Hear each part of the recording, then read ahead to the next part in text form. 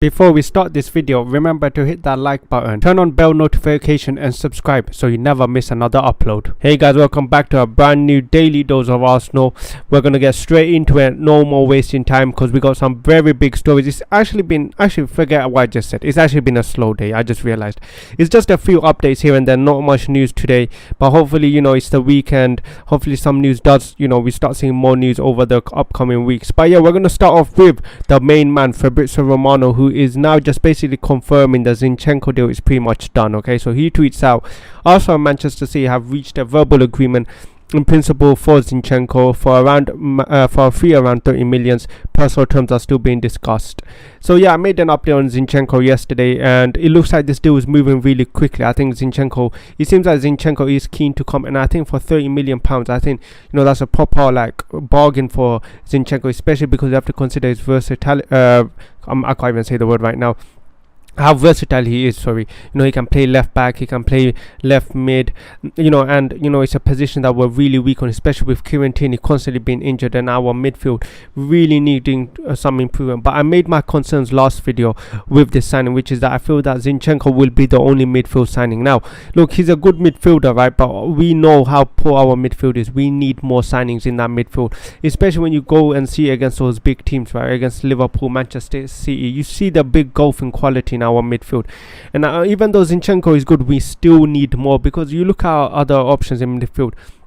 Fabio Vieira, I still have doubts about Fabio Vieira just because of his physicality. I feel like he's really small. Obviously his first season in the Premier League, he's going to struggle. So I feel like we really need someone with the Premier League experience. That's why I'm really confused why Arsenal still haven't signed Tielemans yet. And hopefully I'm wrong, man, but I feel like this is a signing that I think this will be our only midfield signing. But like I'm saying, hopefully I'm wrong, and hopefully we do sign another midfielder. But Zinchenko is a really good player.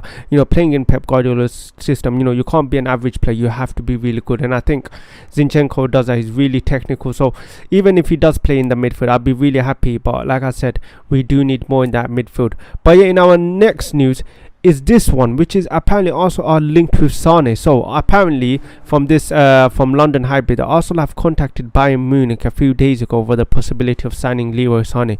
Now obviously we know Leroy Sane, the guy at Manchester City was such a good player, but it just looks like at Bayern he never really found his feet. Now obviously there's been a lot of reasons for that. Apparently he's not playing in his preferred position. Apparently he wants to play on the left wing, but he's playing on the right wing. Obviously there's been a lot of positional issues with him. Obviously you could just see from this, he plays left mid sometimes, right mid sometimes. So apparently it does really affect him. But yeah, just looking at some of his stats, 32 starts in the Bundesliga last season, 7 goals, 7 assists. So it's an okay record, not the best. But yeah, look, we all know how good Sane really is, man. We've seen him at Manchester City, and he just seems that he's never really found his feet at Bayern, which is really surprising because of the talent he is. Obviously I'll take Sane, that's not even a question. Hopefully he comes in, but maybe he is a bit on that dream side. But could you imagine if Arsenal do sign Sane? That would lift the whole Emirates Stadium. Obviously Fabrizio Romano has said that Arsenal are trying to look for the alternative for Rafinha, and maybe Sane could be that player.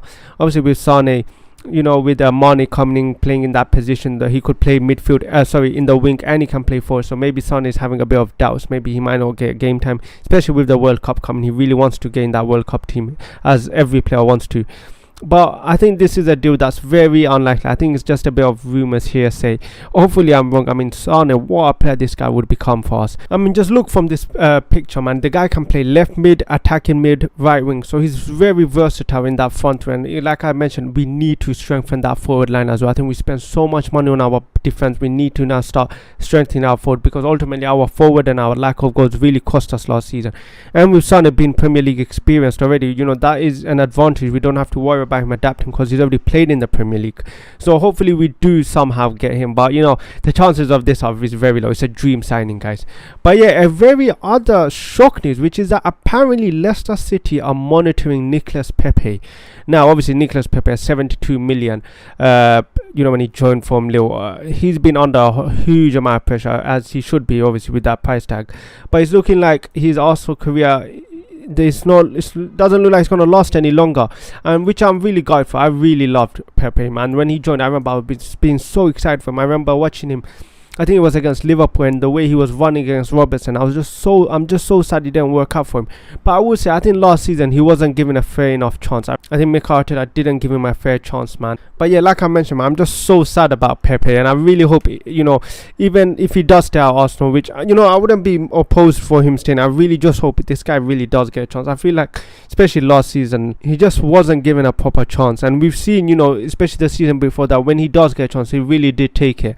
So yeah, man, that's the end of today's video, guys. If you enjoyed it, remember to hit that like button, subscribe if you're new, and I'll catch you guys next time.